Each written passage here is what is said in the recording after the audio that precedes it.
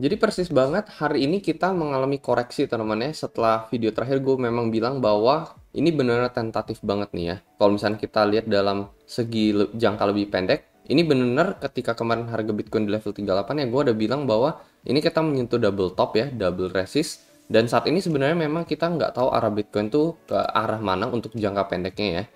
Jadi bisa aja dia langsung breakout, dia bisa mengalami koreksi dulu atau mengalami double bottom dulu. Itu sebabnya kenapa gue bilang bagi yang pengen open posisi long gitu ya, ya bisa juga kalian bersabar gitu ya, menunggu mungkin ketika Bitcoin turun sampai ke level 34.000 awal ya, 34.500 let's say ya. Ini adalah salah satu titik support terkuat juga yang terjadi di tanggal 22 Januari.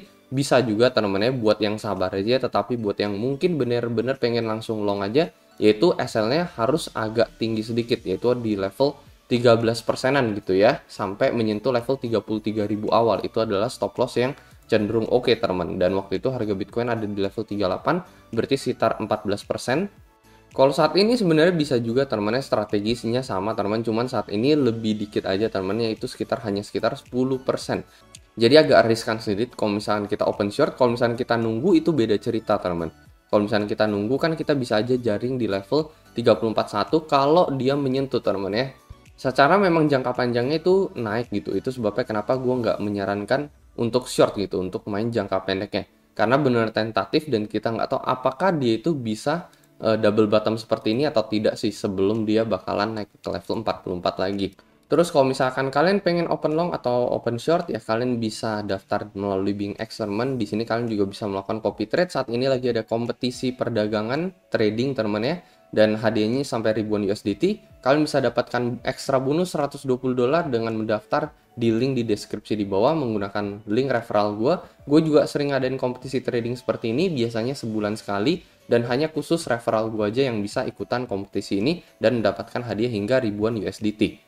Selain itu, BingX menawarkan platform trading fee yang benar-benar biayanya sangat amat rendah ya. Dan mereka juga menawarkan copy trade, jadi bagus banget buat pemula. Kalian bisa lihat sejarah trader yang kalian copy di sini ya. Apakah mereka konsisten profit atau tidak. Benar-benar semuanya otomatis, jadi kalian nggak perlu eksekusi trading sendiri. Apalagi bagi yang masih benar-benar pemula dan nggak ngerti trading. Menurut gua, kalian bisa cobain fitur copy trading mereka.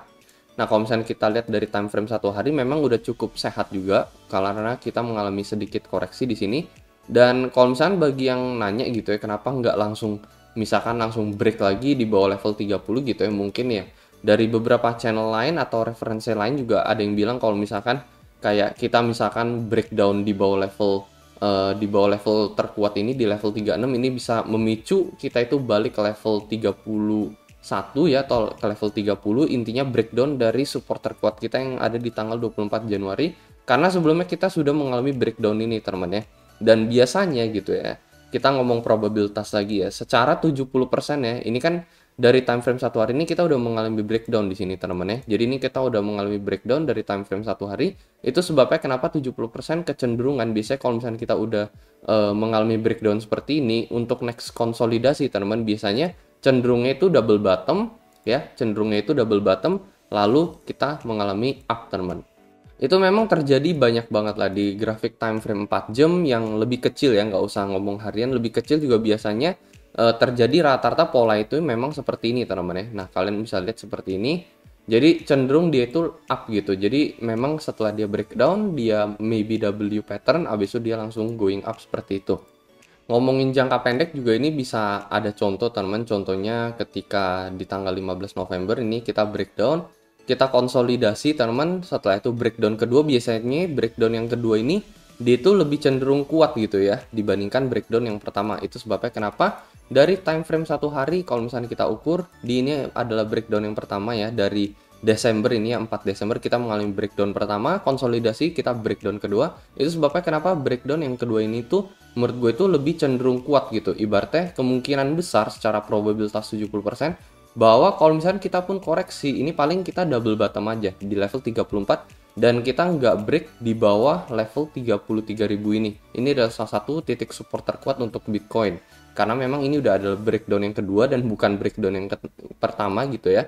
Dan kalau misalkan memang ada beberapa referensi lain yang bilang kalau misalkan kita kayak ibaratnya dari level 38 kalau misalkan kita breakdown kemungkinan bakalan terjun bebas di bawah level 33 ya menurut gue kecenderungannya itu adalah double bottom dibandingkan kita break support terkuat kita. Menurut gue ini udah salah satu titik support yang paling kuat buat Bitcoin gitu ya. Dan kemungkinan reversal itu lebih tinggi dibandingkan potensi kita break ke bawah, apalagi break support terendah yang ada di level 33.000 ini.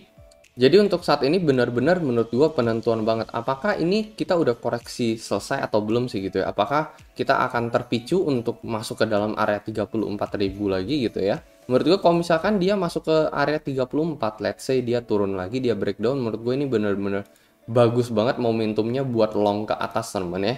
Dari bawah untuk balik ke all time high yang ada di tanggal 20 Januari aja ini udah naik sekitar 27% teman. Dan ya kita bakalan lihat teman ya. Kalau misalkan dia turun sampai sini, gue akan buka posisi long lagi. Khususnya di BingX ini teman ya. Akan langsung gue buka posisi long. Mungkin yang sempat copy trade gue juga bakalan langsung keikutan di sini ya. Ya ini kita benar-benar bakalan tinggal wait and see aja teman ya. Ini kalau misalkan dia turun sampai ke level 34.1 teman.